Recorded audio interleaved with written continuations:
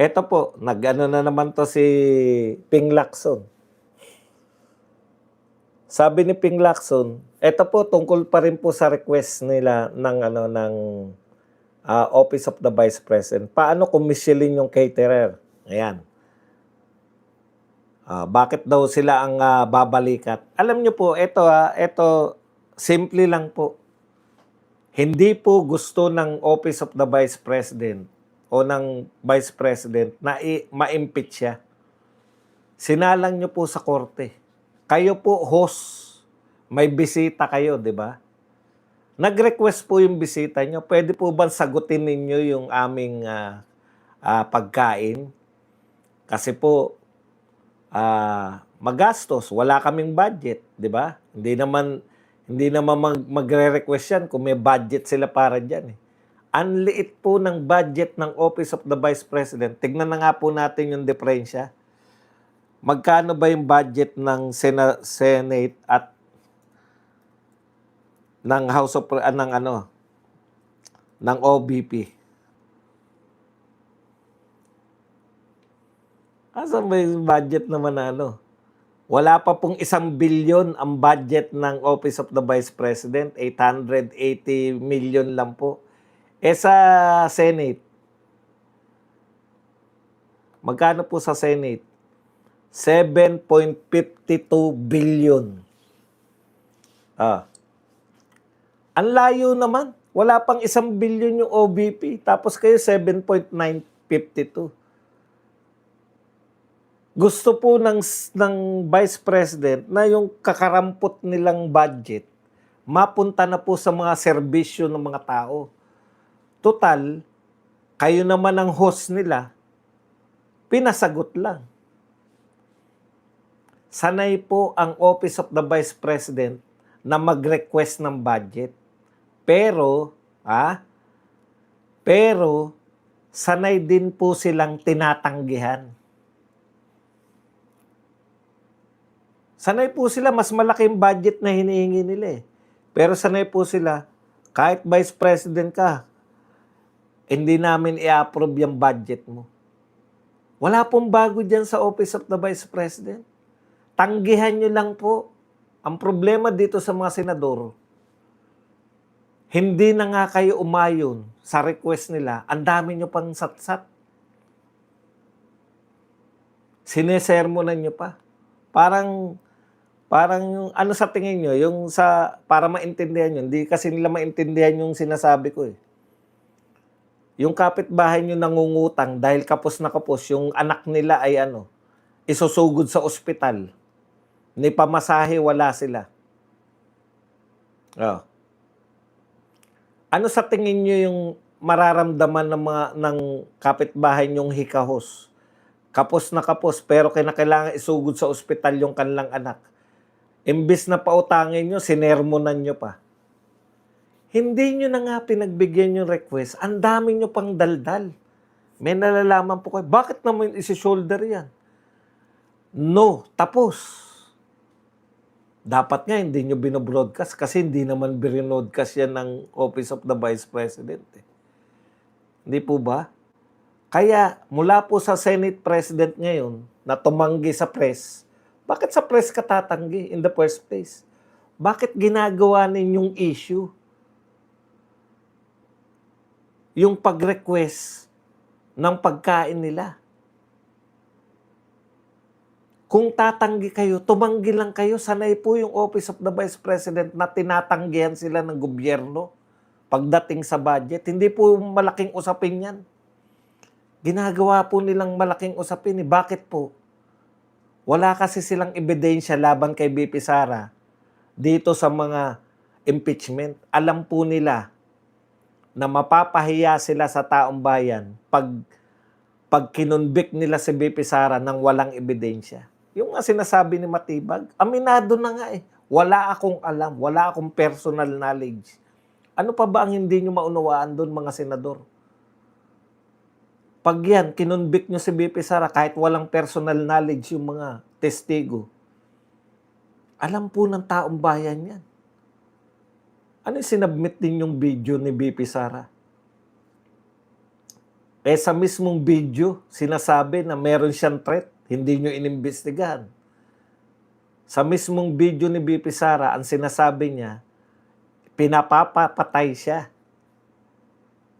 Sino yung sinasabi niyang nagpapapatay sa kanya? Pag siya natigok, patayin mo yung mayon. Yun po yung tatlo.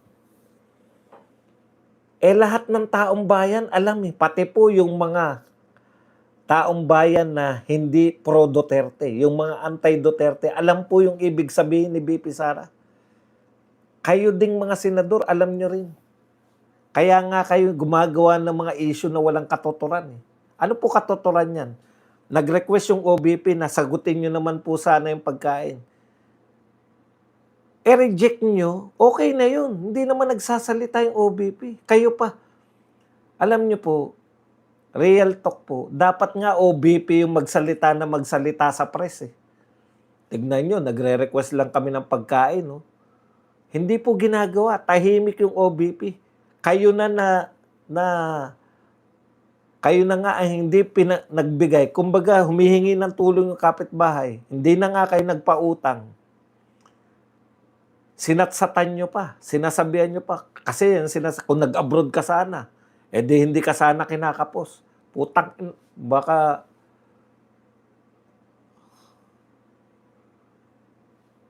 may nalalaman pa Michelin yung restaurant. Michelin. O kaya ang alok dun, Senate President tuod, Senate President estatwa, Senate President dekorasyon. Wala kang silbi. Ang dapat sagot mo dun, kung matino kang tao at hindi ka sunod-sunuran, ganito dapat ang sagot ng isang matinong Senate President. Ay, hindi po namin mapagbibigyan yung gusto po ninyo na sagutin namin yung catering ninyo na kami magbabayad. Kung gusto po ninyo, may sarili kaming catering dito, kung ano po yung ino-offer nila, padadagdagan ko na lang po para po sa pagkain ninyo. Napakagandang gesture yun ng isang taong tumatanggap ng bisita. Kung ako ang Senate President, hindi ako tuod, hindi ako estatwa, hindi ako dekorasyon na may waling-waling.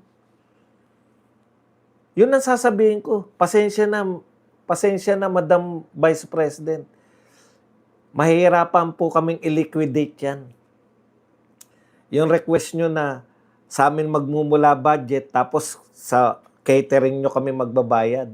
Pasensya na po. Pero pwede po yun. Alam nyo po ba pwede yun? Ayaw lang nila. Kung gusto nyo po, live to.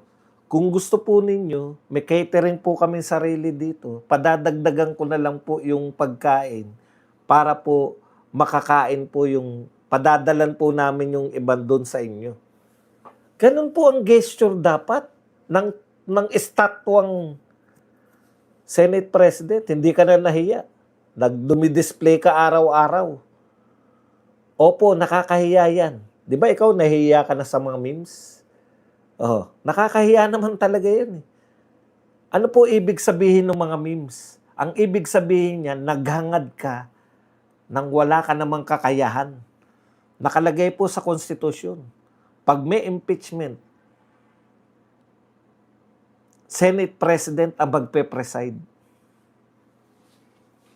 Putya, simpleng request ng pagkain Ginawan mo ng issue.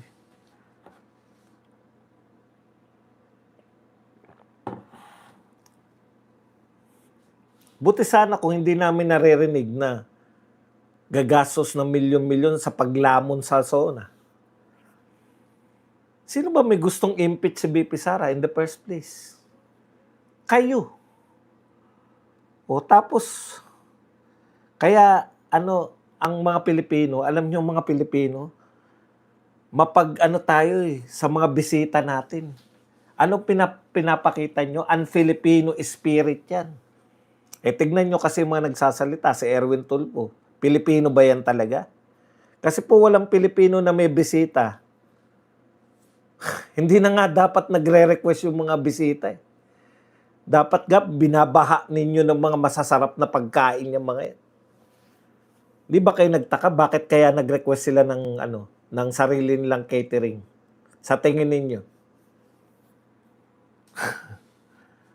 Kung ako nagpunta sa bahay ang sarap ng kinakain ko araw-araw, pasalamat ang mamumutawi sa'kin. Oh, hindi ako nang-iintriga. Pero sa tingin niyo bakit kaya sila nanghingi ng sarili nilang catering at sarili nilang makakain? O kayo na po mag-isip kung bakit. Okey? Kasi 'yan po ang sagot ng mga dahil sa walang katuturang mga katwiran ninyo, sasagutin din namin kayo ng pamimiloso po.